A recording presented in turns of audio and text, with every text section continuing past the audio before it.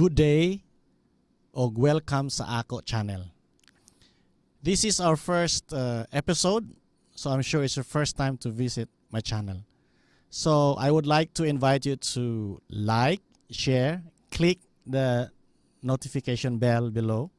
O kayo sad kalimot pag-subscribe. Kaya daghan pa kitag mga episodes nga ato i-upload sa ato channel. By the way, let's go right away to our first episode. The title is The Way to Heaven. Si Pastor John Wesley, usa ka banggiitan nga pastor o founder sa Methodist Church, siya nagaingon, I want to know one thing, the way to heaven. How to land safe on that happy shore. God has written it down in a book. Oh, give me that book. Mao ba usab ka na ang pangandoy sa imo kasing-kasing? Nga imo makaplagan ang dalan ngadto sa langit? Sa ako wala ako'y duha-duha. Mao ka na ang pangandoy sa kaakong kasing-kasing sa dugay na nga panahon. Nga ako unta makaplagan ang dalan nga magahatod nako ngadto sa langit. But good news, ang balaang kasulatan ana ay tin-aw o klaro nga tubag nga dili makapalibog kanato. John 14:6 nagaingon, si Jesus mitubag kaniya, ako mao ang dalan. So si Jesus mao ang dalan ngadto sa langit o ang dalan sa langit. Tapos na ito problema. But wait, doon na tayo dapat ma-experiensyahan para makumpleto ang atong kaluwasan. Kaya ang complete salvation experience, maoy magadala na to ngadto sa dalan nga magagiya ka, nga maghatod nato ngadto sa langit. Doon na upat ka butang nga atong pagatun-an niini na episode. Mga butang ato ma-experiensyahan aron doon na kita gitawag nga complete salvation experience. Akong pagkausbon, complete salvation experience. Number 1, ang pinakauna nga butang nga dapat nato ma-experiensyahan, conviction that we are sinners. Ang pag-ila o pagdawat sa kamatuuran na kita makasasala. Nga kita nakasala. Ang balaang kasulatan tataw nga nag-ingon sa Romans 3:23. Sanglit nakasala man ang tanan og nakabsan sa himaya sa Dios. Unsay giingon? Nakasala ang tanan. Ikaw, ako, sila, kitang tanan nakasala. Nan, unsa may giingon sa balaang kasulatan kung moingon tao, wala oy, kanara sila nakasala, ako wala. 1 John 1:8 nagaingon, kung kita magaingon nga wala kitay sala, kita raang nagpahisalaag sa atong kaugalingon. Og wala kanato ang kamatuoran. Gani, sa atubangan sa Dios, ang atong pagkamatarong sama sa trapo. Isaiah 64:8 nagaingon, kay kami nga tanan nangahimo nga ingon sa usa nga mahugaw ug ang tanan namo nga pagkamatarong ingon sa usa ka sapot nga nahugawan. Ang atong pagkamatarong atubangan sa Ginoo daw hugaw nga sapot. Sa Luke 18, si Ginoong Hesus hatag og usa ka parabulo sa duha ka manimbahay nga misulod sa templo. Una, ang Pariseo. Sa dami misulod ang Pariseo, nakahangad sa langit ang iyang ulo. Og miingon, salamat o Dios nga dili ako sama nining usa ka makasasala. Apan ang maniningil sa buhis nga misulod sa templo nagahikap sa iyang dughan ug nagadungo.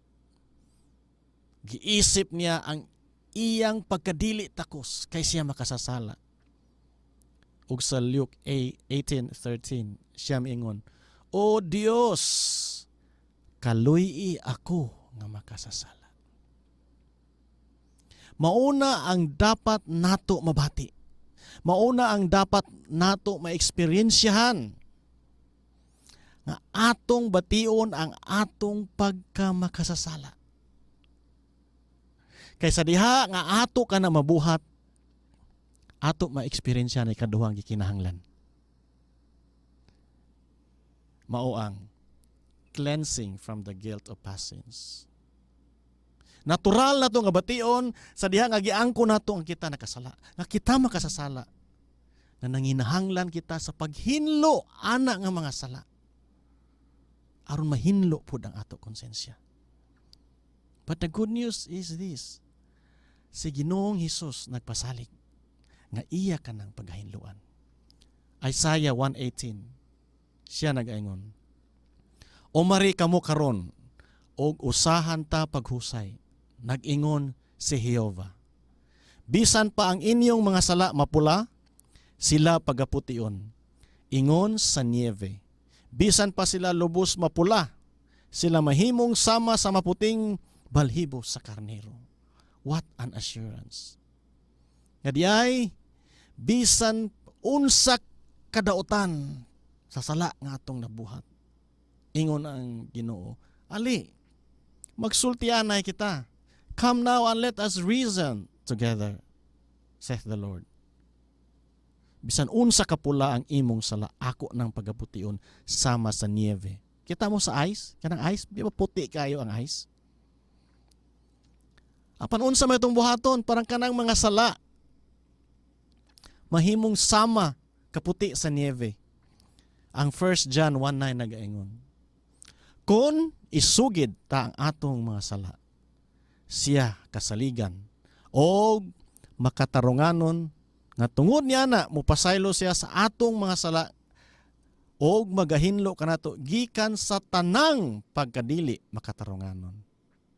Unsa itong buhaton? Atong isulti ngadto ni Ginoong Hesus ang atong mga sala. Munang gingon, if we confess our sins, He is just and faithful to forgive us our sins. Diba?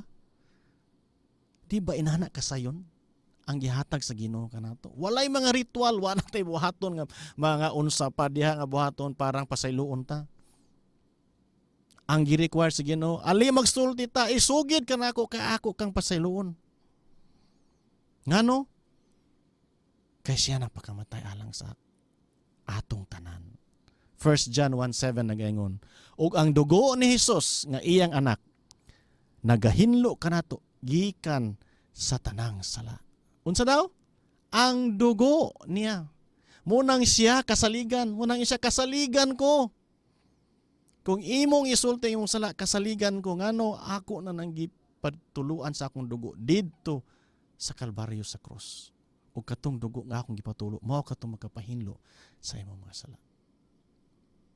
Karon, ato na na-experiencehan ang duha ka butang. Una, ang pag-angkon ug pag-ila nga makasala kita. Ikaduha, mao ang pagsugid aron mahinlo kita sa atong mga kasalanan.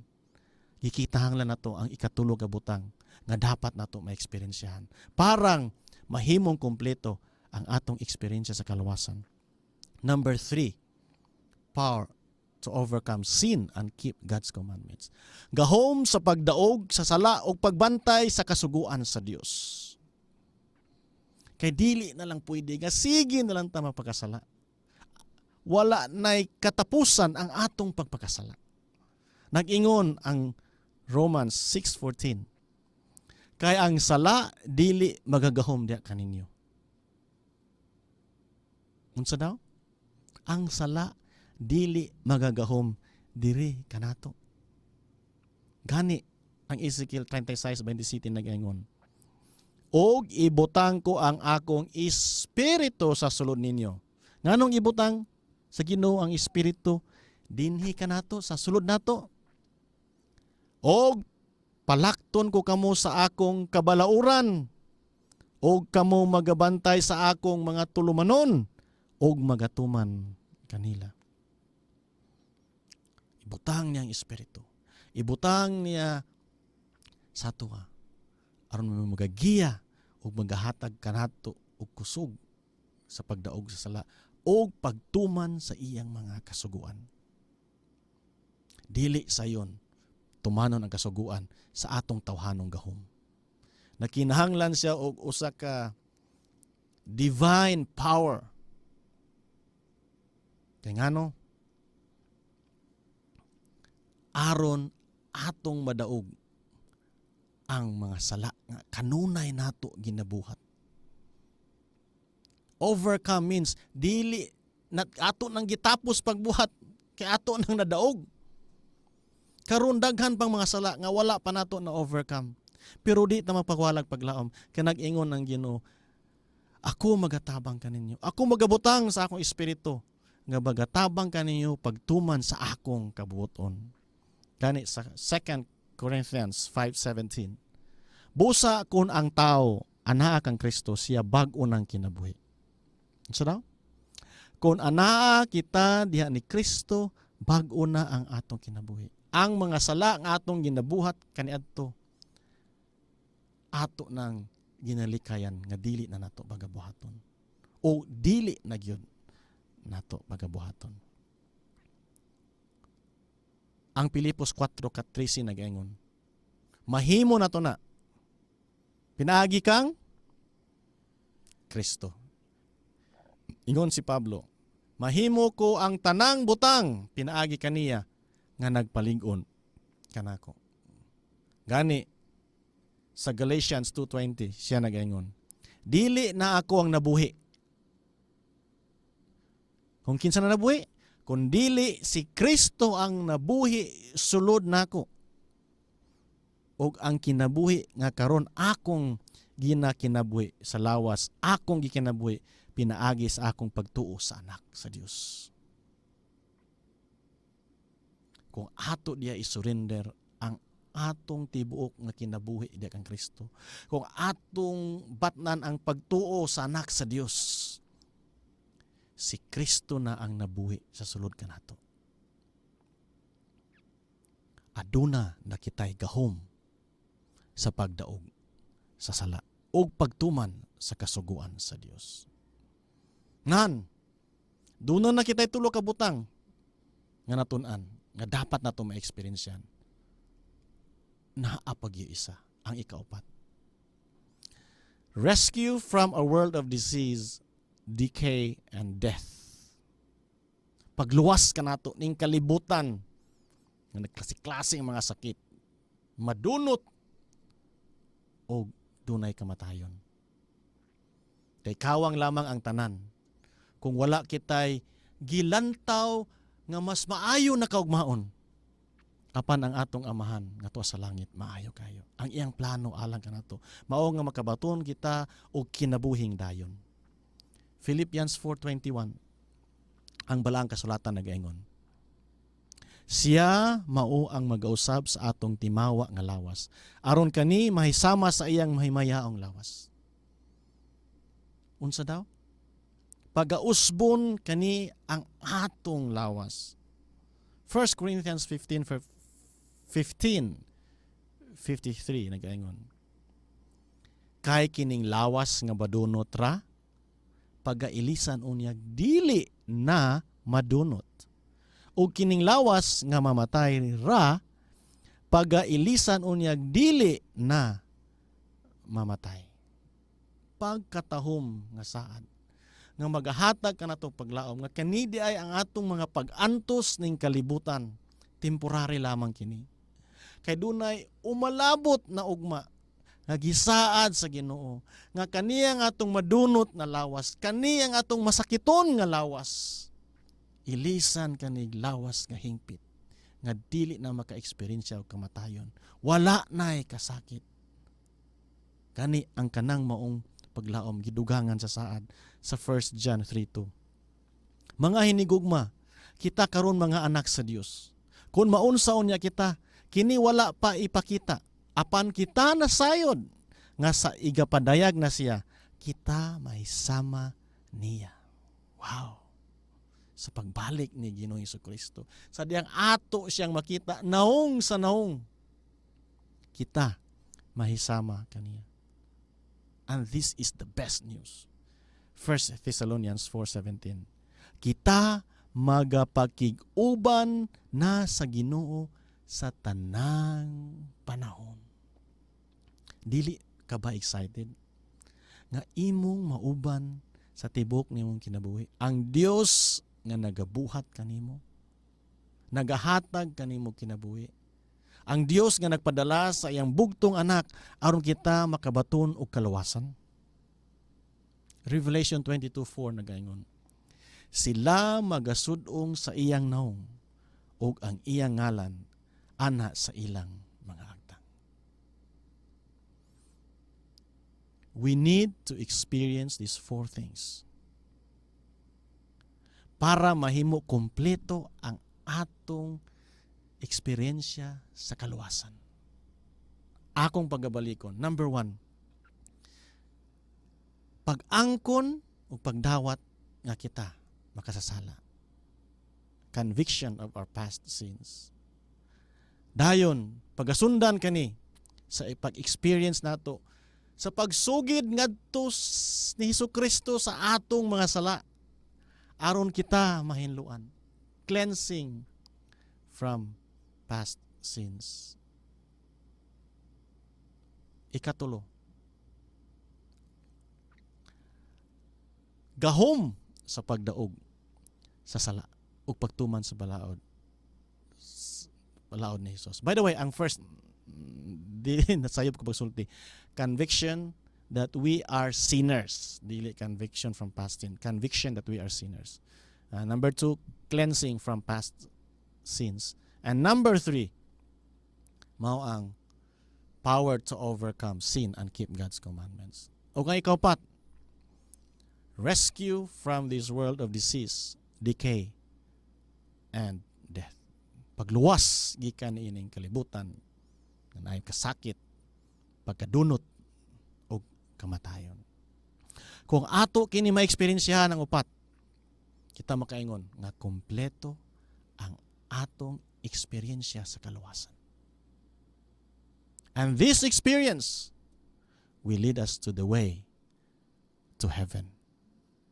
Ako nang hinaot nga kita o kamo nakakaton og leksyon niini na episode. Kay ako mismo na blessed ni ini nga mensahe. I hope you are blessed too. You are blessed too. By the way, ayaw sag i-off ang video. Ako naghangyo kanimo nga i-share kani nga mensahe ngadto sa uban. I-like, parang magsige nag-appear sa mga search sa YouTube. O ikatulo, don't forget to subscribe. Ngano daghan pa kitag mga episodes nga naa sa listahan. Mga episodes nga makapadasig ka nato, makapadasig ka nako, ug makapadasig ka natong tanan. By the way, thank you very much for watching. May God bless you.